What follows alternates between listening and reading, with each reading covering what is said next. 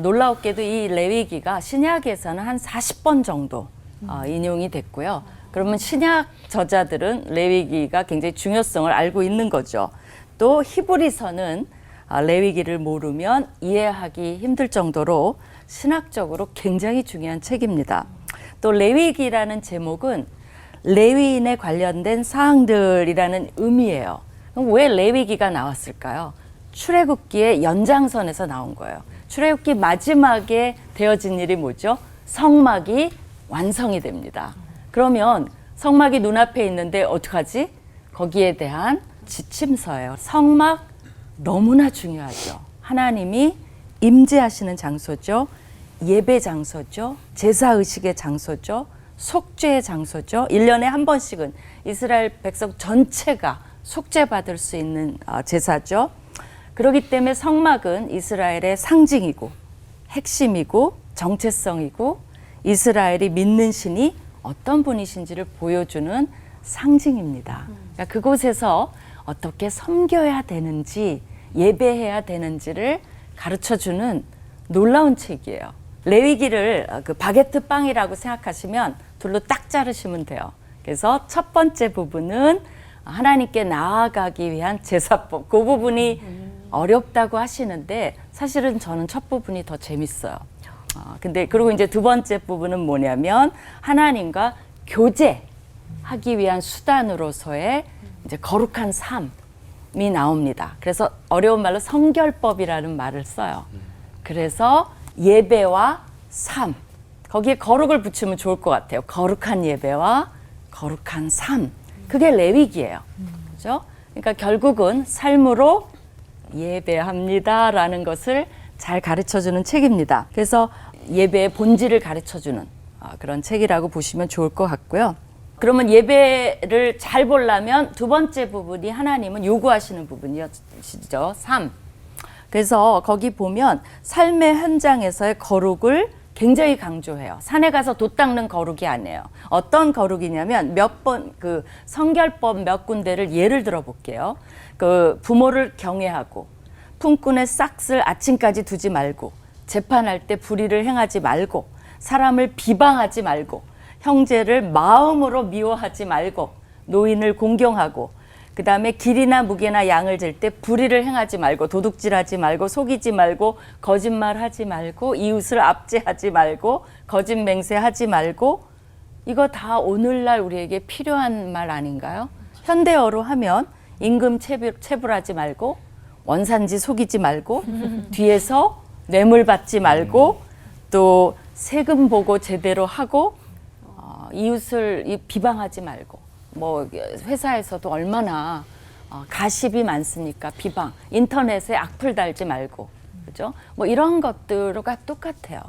그러니까 이런 삶이 뒷받침되는 게 예배지 제사만 드린다고 되는 것은 아니라는 것을 사실 레위기가 실용적 거룩을 가르쳐 줍니다. 그래서 그 성결법에 딱 중간에 박아놓은 게 뭐냐면요. 그 유명한 레위기 19장 18절이에요. 뭐게요? 그게 우리는 신약에서 유명한 거라고 생각하는데 사실 구약에서 가장 중요한 법 중에 하나입니다. 그게 뭐냐면 내 이웃 사랑하기를 내 자신과 같이 사랑하라는 말씀이 레위기에 딱 박아놓으셨어요. 그리고 바리새인들이 그것을 이해했어요. 바리새인들이 내용은 잘 알아요. 그 공부는 열심히 했어요. 그걸 그대로 인용한 거니까 구약의 핵심을 이해한 거예요. 그렇게 생각하시면 좋겠습니다. 그다음에 이제 그렇지만 레위기에서 매번 드리는 제사, 이것은 신약에 나오는 예수님의 단회적이고 영구적인 제사와는 완전히 대조를 이루는 거죠. 그죠? 매번 그 레위기 읽으면서 느껴야 되는 건 뭐냐면 왜 지루하냐? 근데 예수님을 생각하면서 읽으면 지루함이 확 가십니다. 그죠? 이렇게 했어야 되는데 그래야 거기서 은혜가 넘쳐 나오는 거죠. 예수님의 피로 정결하게 됐고 또 우리가 하나님 앞에 나아갈 자격을 얻었어요. 그렇게 하고도 대제사장 외에는 1년에 한 번 지성소에 한 번 들어가요. 우리는 나아갈 수가 없어요. 근데 지성소 휘장이 찢어지면서 감히 우리가 이제는 지성소에 나아갈 자격을 얻은 그 핵심이 예수님의 십자가의 죽음입니다.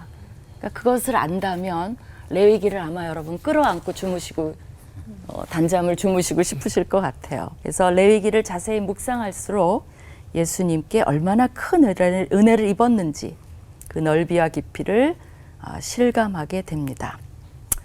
레위기에는 용서받지 못할 죄도 있어요. 근데 그게 한계죠.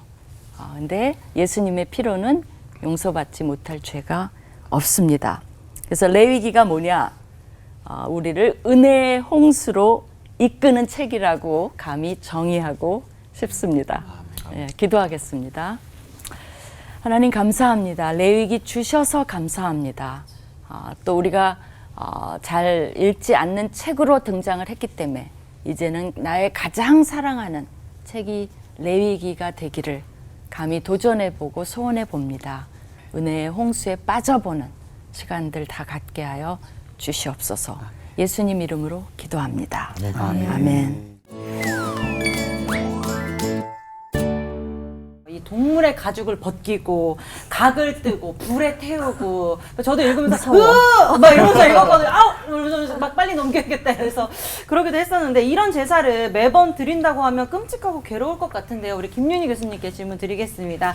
5대 제사가 지금 우리와 무슨 상관이 있는 건지 사실 지금 그 오랜 제사가 신약 시대에 와서는 폐지가 되었는데 그건 또 뭘 의미하는 건지 그것도 궁금합니다. 사실 그 제사법이 이제 5개가 있죠. 네. 그죠?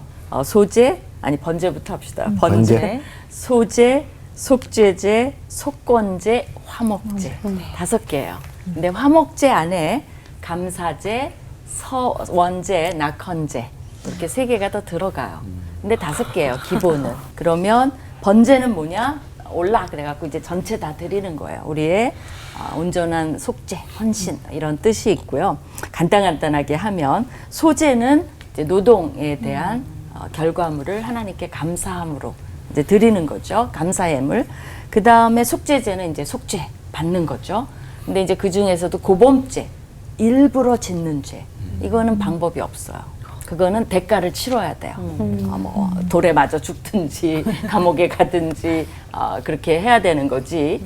거기에 대해서 뭐 제사 드리면 없어지는 그런 것은 아니고요.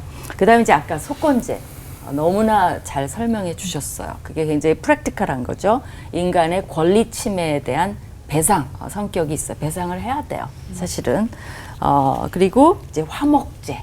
그건 뭐예요? 정말 화목하고 친교하고 하나님과의 친교, 이웃과의 친교. 그래서 화목제 하면 좋아요. 거기 다 나눠주고 뭐 한나 그 얘기에도 보면 뭐 끝나고 이렇게 나눠주고 그런 거는 다 화목제 얘기예요, 사실은. 그런데 여러분이 보면 여러분은 제사 그러면 속죄제만 있는 건 줄 알지만 이게 다 뭐에 연결이 돼 있죠?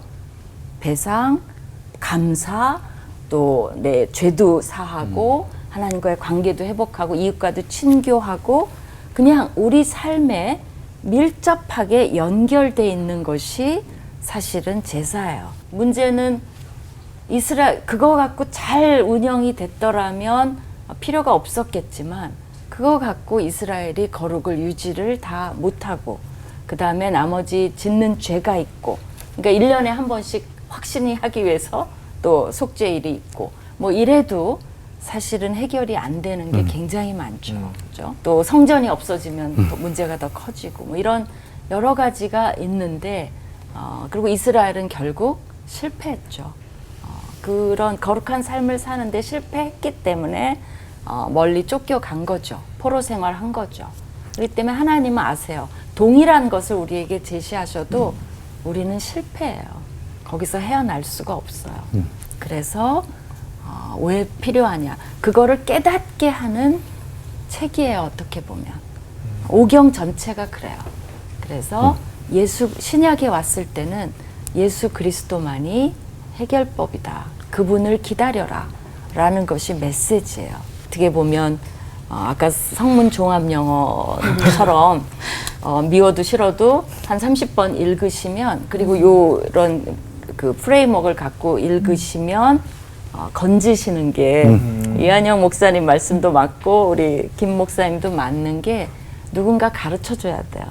근데 또 막 읽으면 건져지는 것도 있어요. 그 두 가지가 다 존재합니다. 네.